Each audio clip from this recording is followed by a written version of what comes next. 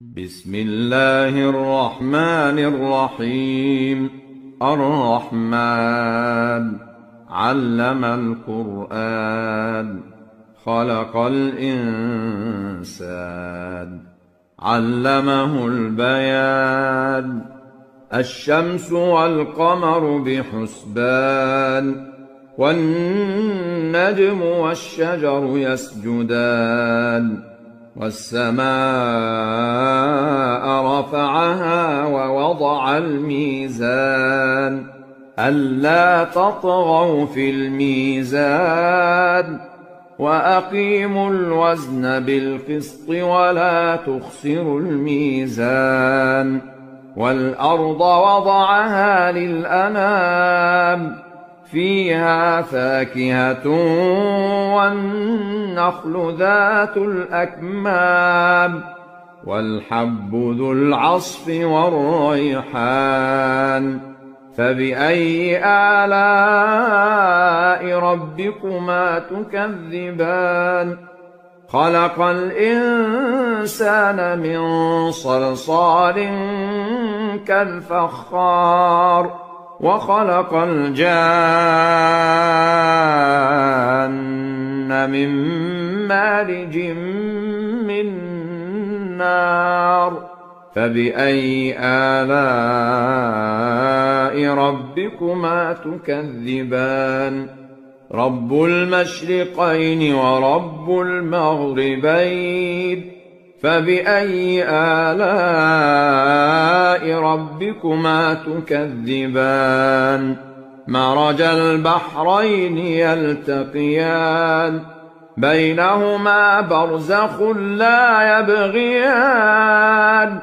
فبأي آلاء ربكما تكذبان؟ يخرج منهما اللؤلؤ والمرجان. فبأي آلاء ربكما تكذبان؟ وله الجوار المنشآت في البحر كالأعلام. فبأي آلاء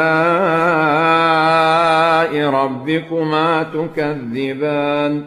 كل من عليها فان، ويبقى وجه ربك ذو الجلال والإكرام.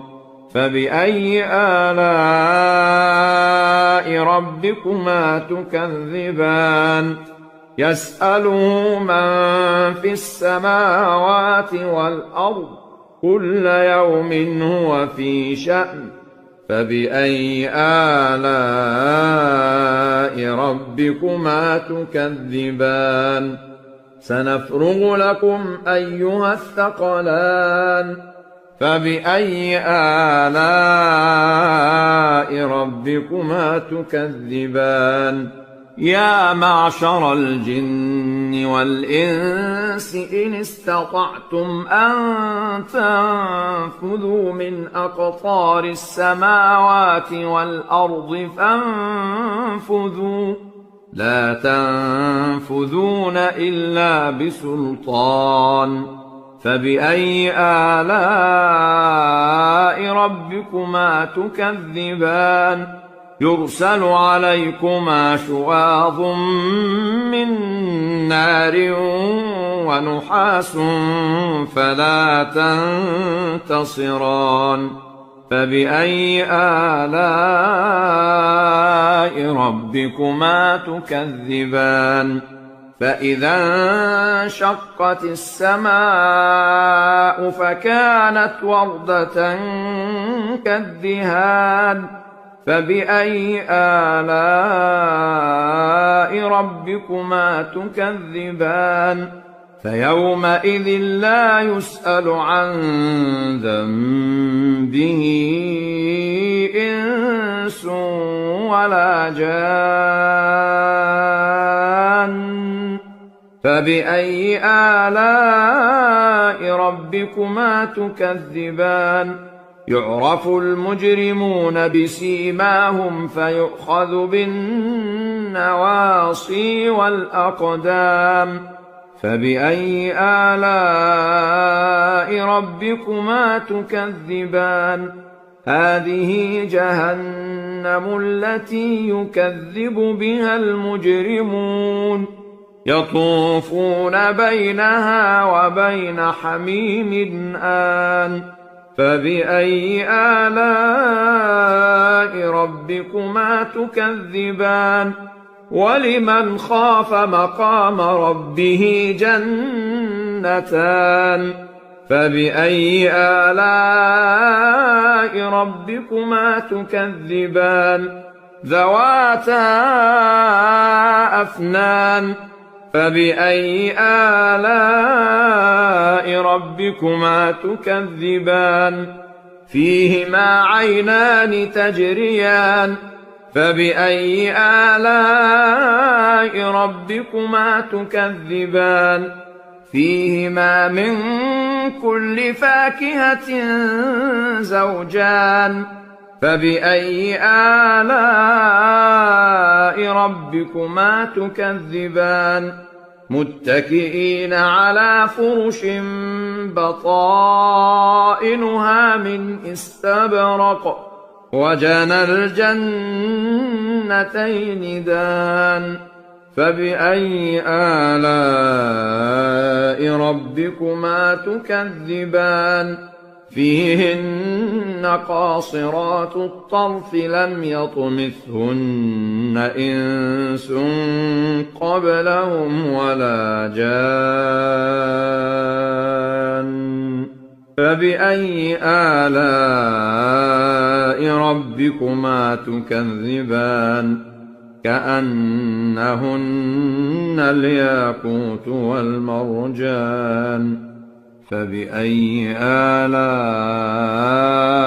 ربكما تكذبان هل جزاء الإحسان إلا الإحسان فبأي آلاء ربكما تكذبان ومن دونهما جنتان فبأي آلاء ربكما تكذبان مدهامتان فبأي آلاء ربكما تكذبان فيهما عينان نضاختان فبأي آلاء ربكما تكذبان فيهما فاكهة ونخل ورمان فبأي آلاء ربكما تكذبان فيهن خيرات حسان فبأي آلاء ربكما تكذبان حور مقصورات في الخيام فبأي آلاء ربكما تكذبان لم يطمثهن إنس قبلهم ولا جان فبأي آلاء ربكما تكذبان متكئين على رفرف خضر وعبقري حسان فبأي آلاء ربكما تكذبان تبارك اسم ربك ذي الجلال والإكرام